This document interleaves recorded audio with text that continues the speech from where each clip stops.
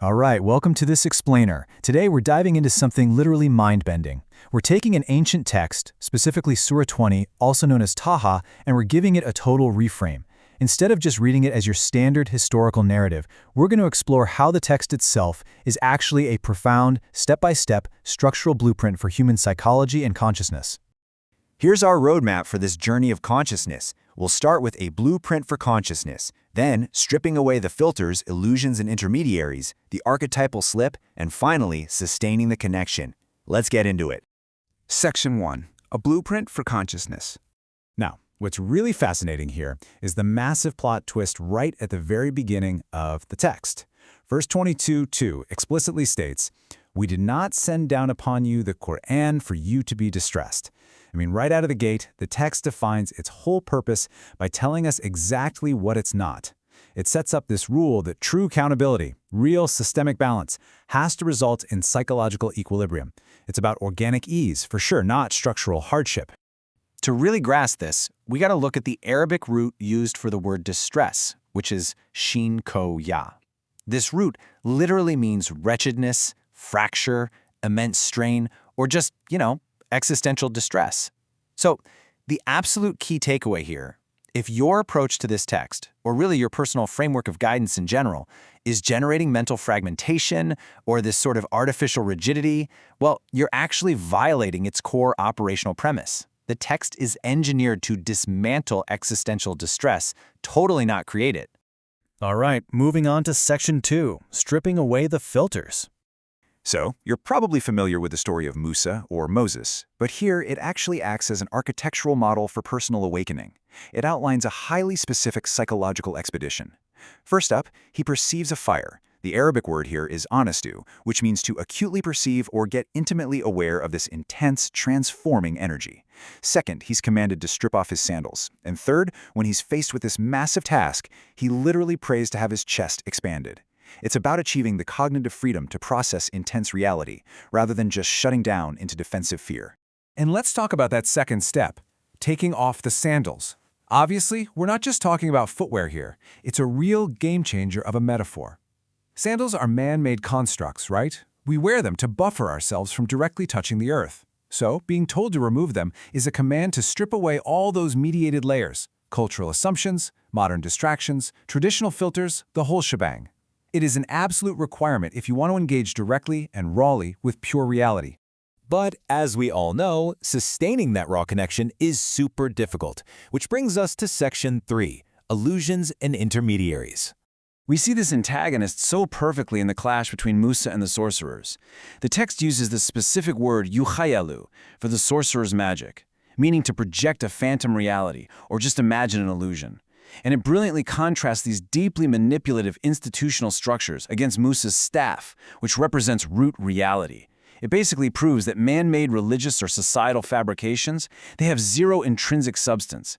They might create terrifying phantoms, but they collapse like a house of cards when confronted with fundamental principles. So that begs the question, why do we always build intermediaries? Seriously, think about that for a second as we look at the story of the Bani Israel. Because, wow, here's a group of people who were miraculously rescued, they're given direct, unmediated guidance, and yet, the literal second Musa leaves to receive further revelation, what do? They immediately build a golden calf to worship. No way, right? This just brilliantly illustrates what we can call the human religion-making impulse. Think about it. Whenever we're given direct access to unseen reality, it requires immense cognitive effort to maintain. It's hard work. So what's our default? We almost immediately construct visible, controllable objects to act as buffers. The text points out that the calf was a physical body making this lowing noise. It gave them something external to look at, a sound to hear, rituals to perform, all simply to avoid the really tough work of maintaining direct consciousness. That leads us right into Section 4, the archetypal slip. When we look closely at the text regarding Adam's error in the garden, it centers entirely on the Arabic root nsy, which means to forget.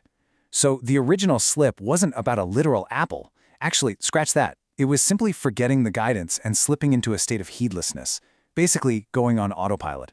It was losing that present moment anchor, even while chilling in a state of total ease where every physical need, like hunger and thirst, was completely met. The text ultimately boils human choices down to two fundamental paths. On one side, following guidance, which means maintaining mindful remembrance or dhikr leads to no straying, and beautifully this circles right back to the beginning of the surah, no distress. On the flip side, turning away from that remembrance, that leads to a constricted, narrow, and squeezed existence. You're either awake and free or asleep and restricted. So, if the slip is forgetting, how on earth do we fix it? Let's get into Section 5, Sustaining the Connection. The answer's right there in verse 20:14. It says, "Indeed I am Allah, so serve me and establish the Salat for my remembrance." Now this is absolutely crucial. This verse completely redefines Salat from how it's commonly perceived today. It establishes that Salat is definitely not just a set of isolated historical performances or empty rituals. Rather, it's a continuous vehicle. Its sole stated purpose is maintaining direct consciousness and mindful awareness, dhikr. The real instruction here is about living with taqwa, a sort of protective, conscious inner awareness.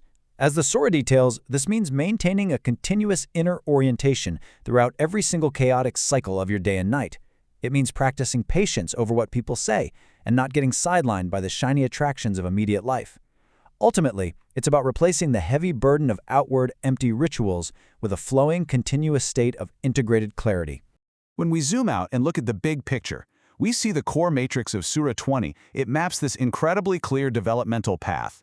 We start from an operational state of ease, then move to the perception shift of actually noticing reality, stepping into the direct engagement of stripping away our conditioning, finding the cognitive freedom to process truth, and finally, dissolving the illusions all around us. It is literally a precise step-by-step roadmap, moving us away from psychological fragmentation and directly into conscious, integrated alignment.